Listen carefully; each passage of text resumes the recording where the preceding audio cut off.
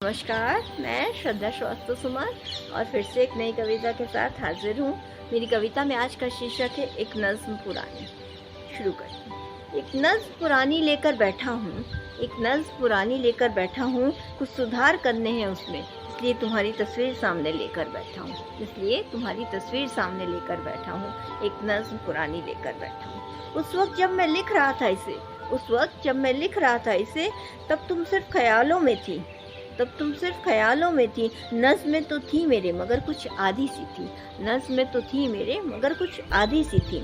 आज पूरा लिखना है तुमको, आज पूरा लिखना है तुमको, इसलिए तुम्हारी तस्वीर निकाल कर रख दी है, इसलिए तुम्हारी तस्वीर निकाल कर रख दी है मैंने, अपनी तकदीर निकाल कर रख दी है मैंने। एक नज़्म पुरानी लेकर बैठा हूँ, कुछ सुधार करने हैं उसमें, इसलिए तुम्हारी तस्वीर सामने लेकर बैठा हूँ। कई जगह पे मात्राएं गलत हो सकती हैं, कई जगह पे मात्राएं गलत हो गई थी, तुम सामने नहीं थी ना, तभी तो कुछ भूल मुझसे हो गई थी। कई जगह पे मात्राएं गलत हो गई थी, तुम सामने नहीं थी, तभी तो कुछ भूल मुझसे हो गई थी।